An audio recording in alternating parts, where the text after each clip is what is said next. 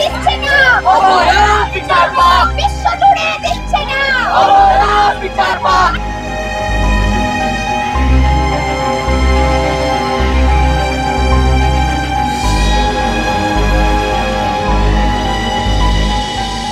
তোমার আমার এক স্বর, জাস্টিস ফর আর্টিকেল, আরে ওই লোকটার এক স্বর, জাস্টিস ফর আর্টিকেল।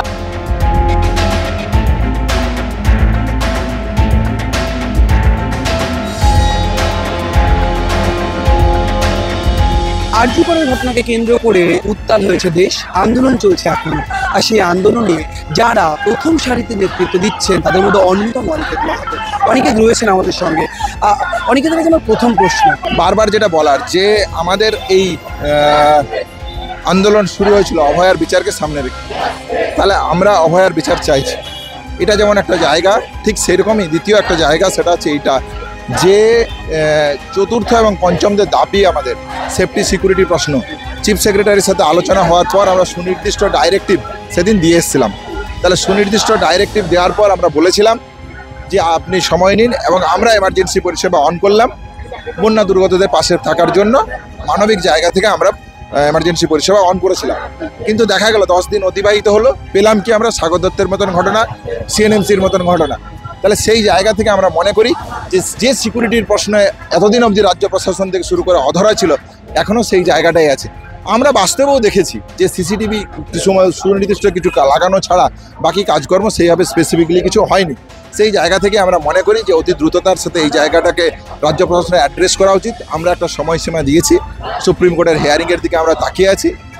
এরপর যদি দেখা যায় যে এই প্রসঙ্গে সুনির্দিষ্ট জায়গা কিছু আমরা না পাই, তাহলে আমরা কমপ্লিট সিকিউর। এক্সপেকটেশনটা কি সুপ্রিম কোর্টের হিয়ারিং এ আপনারা কি আশা করছেন যে এটা হলে কর্মবিরতি করব না, ওটা হলে করব, কি এক্সপেকটেশন খুব স্পষ্ট এবং পরিষ্কার, সেটা হচ্ছে এটাই যে প্রকৃত দোষী কারা, সেই দোষীদের সুপ্রিম কোর্ট জানাক তারা কারা, এই ঘটনার পিছনে মোটিভ কি ছিল, এই ঘটনা কেন ঘটানো হলো, এই ঘটনার উদ্দেশ্য কি ছিল, এটাও আমরা জানতে চাইছি।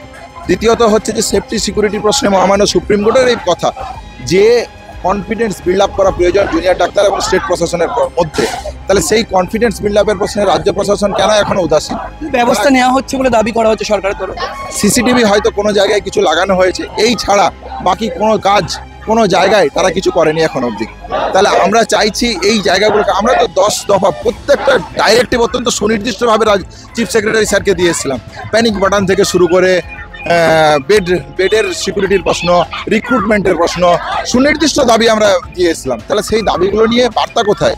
সেই দাবিগুলো নিয়ে তারা এখনো কিছু বলছে না কেন? তাহলে এই জায়গাগুলোই আমরা চাইছি, আমরা চাই অতি দ্রুততার সাথে এই জায়গাগুলো রাজ্য প্রশাসনের থেকে দেখা হোক। একেবারে শেষ প্রশ্ন, হুমায়ুন কবির একটি মন্তব্য করেছেন জুনিয়র চিকিৎসকদের, আপনি অবগত, কি বলবেন? আমরা যেটা বলতে চাইছি সেটা খুব পরিষ্কার, যেটা এটাই যে যে বা যে ব্যক্তি এই ধরনের মন্তব্য করে থাকতে পারেন, সেগুলো তাদের ব্যক্তিগত মন্তব্য। আমাদের আন্দোলনের জায়গা থেকে আমরা যেভাবে যাচ্ছি সেটা হচ্ছে এটাই যে আমাদের বিচারের প্রশ্ন যদি কেউ শুনে থাকেন, দাবি যদি কেউ শুনে থাকেন, তাহলে অমত হওয়ার কোনো জায়গা নেই। কেউ যদি অমত হয়ে থাকেন সেটা তার ব্যক্তিগত মত। আমার মনে হয় যদি আমাদের বিচারের দাবিগুলোকে একবার রিথিঙ্ক করেন, তাহলে হয়তো তিনি এই ধরনের মন্তব্য থেকে বিরত থাকবেন। আমাদের সঙ্গে ছিলেন এতক্ষণ অনিকেত মাহাতো, তিনি বললেন দার্থহীন ভাষায় বারবার করে বললেন যে তারা যে দাবিগুলি করেছিলেন সেই দাবি পূরণ না হওয়া পর্যন্ত আন্দোলন চলবে। ক্যামেরায় ব্রতিন কুণ্ডুর সঙ্গে রমেন দাস, সংবাদ প্রতিদিন .in।